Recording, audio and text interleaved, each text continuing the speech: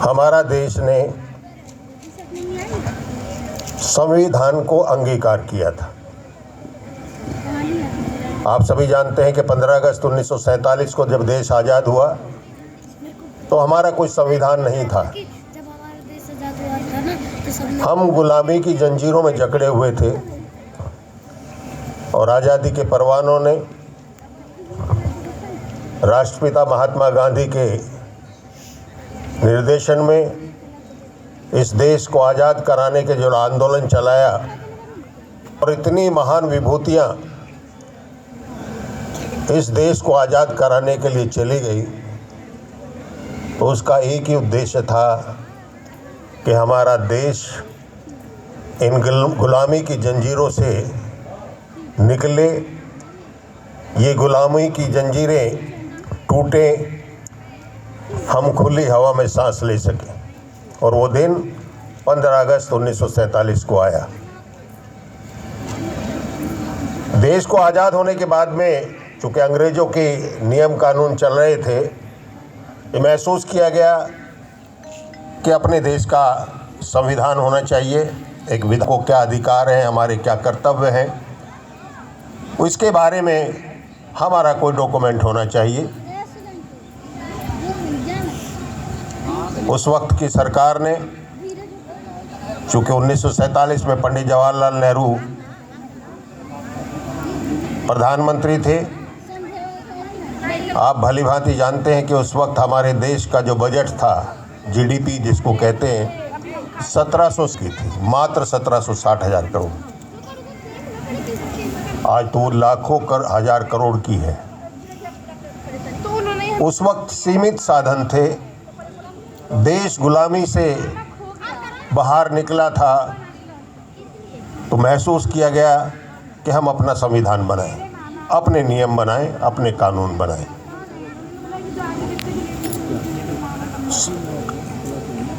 1947 के नवंबर के महीने में संविधान सभा का गठन किया गया और उस संविधान सभा का जो आयोजन हुआ, गठन हुआ, उसके अध्यक्ष बनाए गए हमारे डॉक्टर भीमराव अंबेडकर जी।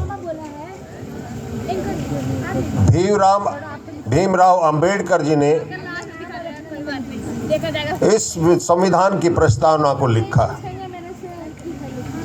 वो अकेले मेंबर नहीं थे, कई लोग उस कमेटी में थे, लेकिन उसकी अध्यक्षता डॉक्टर भीमराव अंबेडकर जी कर रहे थे।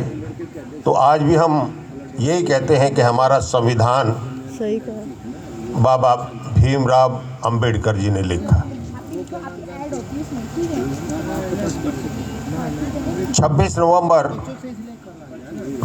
1949 को इस कमेटी ने संविधान का प्रारूप सरकार के सामने रखा और सरकार ने उसको स्वीकार किया। लेकिन एक निर्णय हुआ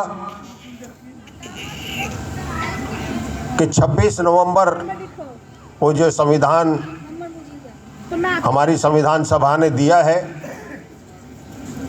उसको हम उस दिन से लागू करेंगे जिस दिन पूर्ण स्वराज का नारा दिया गया था। 26 नवंबर 1930 को कांग्रेस के अधिवेशन में ये प्रस्ताव पूर्ण स्वराज का वहाँ पर रखा गया था और उसको स्वीकार किया गया था। इसलिए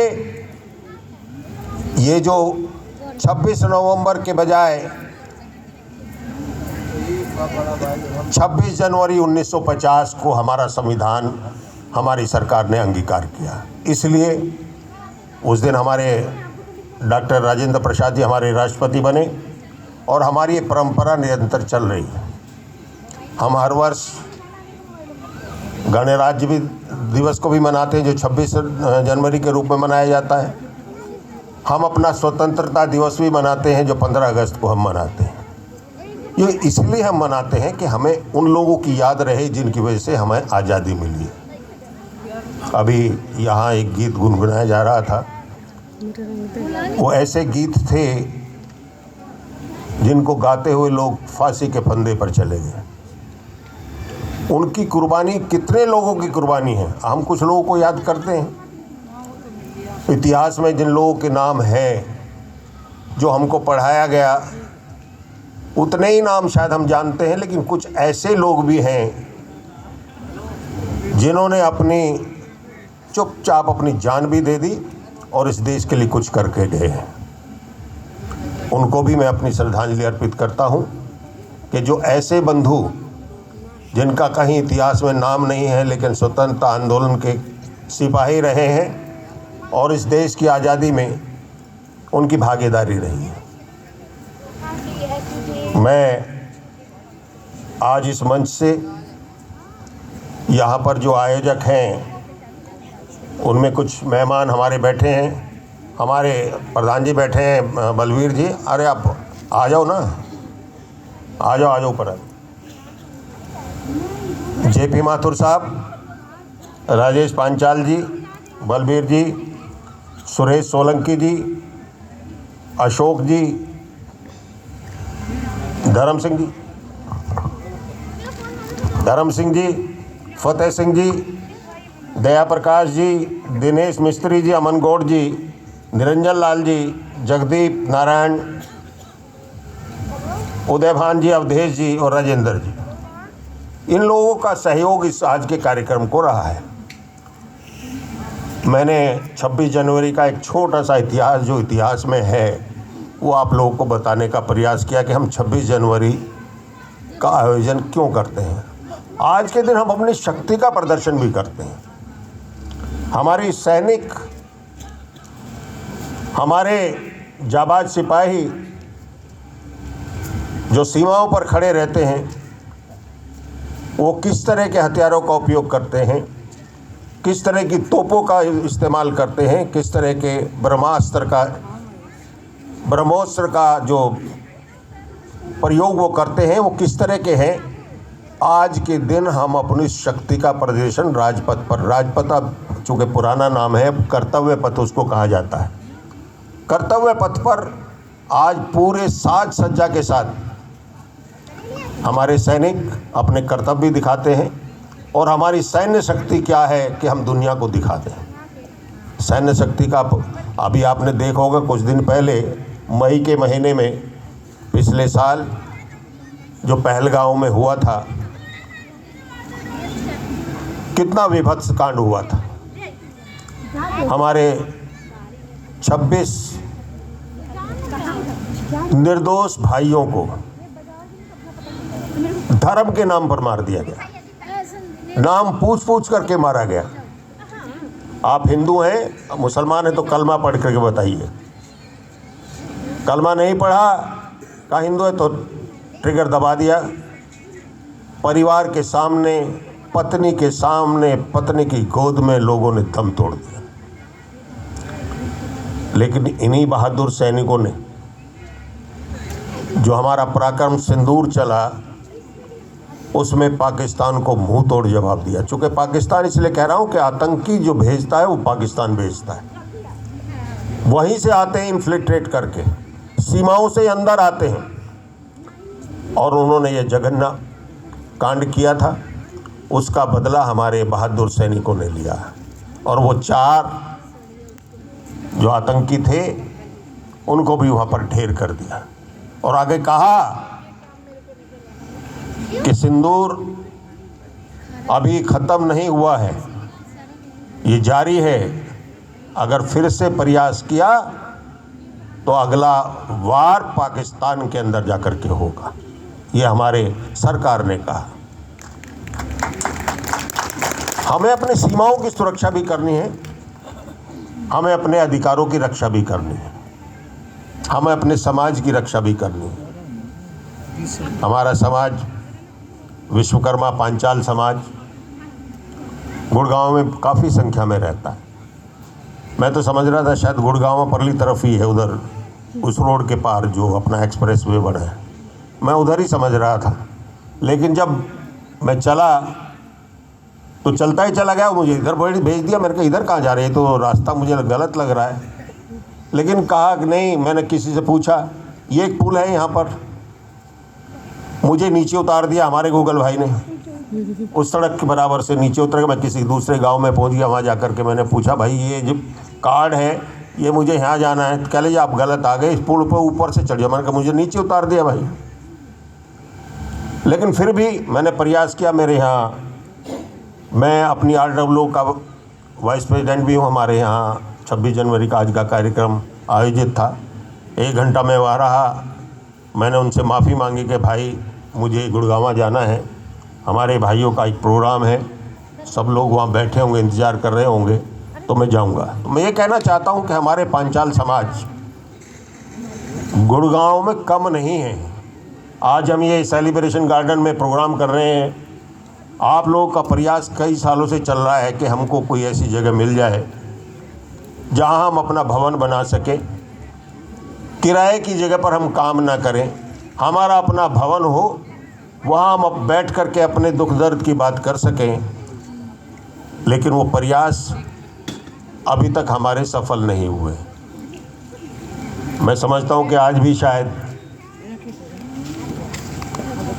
यहाँ पर गुड़गांव वालों के लिए, चूँकि दूसरे कम्युनिटी के लोगों के लिए पास जगह हैं, उन्होंने अपने अपने कम्युनिटी सेंटर बनाए हैं, लेकिन हमारे गुड़गांव में पांचाल समाज के लिए बैठने के लिए कोई स्थान नहीं है। मैं यहाँ के चूँकि MLA भी BJP से हैं, पार्षद भी शायद BJP से हैं, और MP भी यहाँ BJP के हैं। इसके बावजूद भी अगर हम ज़मीन लेने में असफल हैं तो कहीं ना कहीं हमारी भी कमजोरी है कि हम अपनी ताकत का इजहार उन लोगों के सामने नहीं कर पाए। ताकत लड़ाई से नहीं होती है, ताकत संगठन से होती है। आप संगठित होकर के, इकट्ठे होकर के उनके सामने अपनी बात को रखेंगे और उनको लगेगा कि ये अगर अब की बार हमने इनका काम नहीं किया, ये इतने सारे लोग हैं यहाँ बैठे हैं, तो इनके साथ एक आदमी के साथ कम से कम परिवार में 5 आदमी तो होंगे, 5 वोटर तो होंगे। अगर हमने इनका काम नहीं किया तो अगली बार ये शायद हमको वोट नहीं देंगे। ये एहसास आप लोग तब कराएंगे जब आपका संगठन मजबूत होगा। संगठित होकर के काम करें, तब जाके हमको सफलता मिलेगी। मुझे यहाँ बुलाया, आप लोगों ने सम्मानित किया। हमारे बहुत सारे साथी आज भी लगातार संघर्ष कर रहे हैं और प्रयास कर रहे हैं कि अपने समाज को आगे बढ़ाएं। आगे बढ़ाने का काम सिर्फ ज़मीन अधिग्रहण करने का नहीं है कि हमने एक ज़मीन का टुकड़ा ले लिया तो हमारे समाज का विकास हो जाएगा। वो एक बैठने की जगह है। लेकिन अगर समाज को विकसित करना है, अपने समाज को आगे बढ़ाना है, तो अपने परिवार को शिक्षित बनाना पड़ेगा। जब तक बच्चे नहीं पढ़ेंगे, हम कितना लाख कह लें कि भाई हम प्रशासन में भागीदारी चाहते हैं, हमारी प्रशासन में भागीदारी होनी चाहिए, तो प्रशासन में भागीदारी बिना पढ़े तो होगी नहीं। अगर आप पढ़ेंगे नहीं तो आपकी भागीदारी कैसे होगी? आपके बच्चे, अगर सारी सरकारें IAS चलाते हैं, सारा प्रशासन DM चलाता है, तो ये लोग, इनके पास सारी सरकारों की ताकतें होती हैं और ये सब लोग हमारे में से चुन करके जाते हैं, एग्ज़ाम पास करते हैं, कंपटीशन में बैठते हैं और वहाँ से पास होकर के जाते हैं, तब वो IAS IPS बनते हैं। अपने बच्चों को पढ़ाओ। एक वक्त की रोटी नहीं भी खानी पड़े तो मत खाओ, लेकिन समाज को विकसित करना है, आगे ले जाना है, प्रशासन में भागीदारी करनी है। किसी को DM बनाना है, किसी को सेक्रेटरी बनाना है, किसी को SP बनाना है, तो पढ़ लिख करके बन पाओगे, बिना पढ़े तो नहीं बनोगे। शिक्षा मूल मंत्र है किसी भी समाज को विकसित करने का। मेरा समाज तभी बढ़ेगा, मैं तो कल्पना करता हूँ कि शायद मेरे पांचाल समाज में अब पिछले 2-3 सालों में कुछ IAS आए हैं, बच्चे पास कर करके उनकी पोस्टिंग भी हुई है और हम लोगों ने उनको सम्मानित भी किया है, लेकिन अभी वो नगण्य हैं। टिक पर देख सकते हैं 3 होंगे, 4 होंगे, दूसरी बिरादरियों की जो बहुत संख्या में आपसे बहुत कम है, लेकिन उनके आईएएस आईपीएस बहुत ज़्यादा हैं। चूँकि उनके यहाँ पढ़ने का रिवाज है, वो कम होते हुए भी हमसे आगे हैं और हम अधिक होते हुए भी उनसे पीछे हैं। मेरा अनुरोध है, फिर से मैं अनुरोध करना चाहता हूँ कि अपने बच्चों को पढ़ाने में कमी मत रखो, उनको पढ़ाइए लिखाइए और एक ऐसी धरोहर बनाइए समाज के लिए ताकि वो सारी उम्र आपके काम आ सके। एक मेंबर पार्लियामेंट, एक एमएलए, उसकी लाइफ कितनी आप चुन करके भेजते हैं, कितनी होती है? 5 साल। एक बार चुन के गया, काम करेंगे तो रहेंगे, नहीं रहेंगे तो घर बैठेंगे, वो दोबारा तो एमपी बनेंगे नहीं या एमएलए बनेंगे नहीं। लेकिन अगर किसी बच्चे को आपने पढ़ा करके यूपीएससी का एग्ज़ाम पास करा करके उसको अगर आपने आईएएस बना दिया तो कम से कम 30-35 साल आपकी सेवा करेगा, उसको कोई नहीं हटा सकता। उसको दोबारा वोटर की ज़रूरत नहीं है और वो आप लोग हैं जो ये तैयार करेंगे, वो पौध आप लोग तैयार करेंगे। तो मेरा अनुरोध यही है कि हमें अगर अपने समाज का विकास करना है तो अपने बच्चों को पढ़ाइए। इन्हीं शब्दों के साथ मैं आप लोगों का आभार व्यक्त करना चाहता हूं कि आप लोगों ने मुझे बुलाया और मैं यहाँ आया। आज पुनः मैं आप लोगों को 77वें गणतंत्र दिवस की बधाई भी देना चाहता हूं। और हमारे मध्य में भाई अमन गौड़ जी हैं, ये हमारे साथ दिन रात काम करते हैं, ये हमारे महामंत्री भी हैं अखिल भारतीय विश्वकर्मा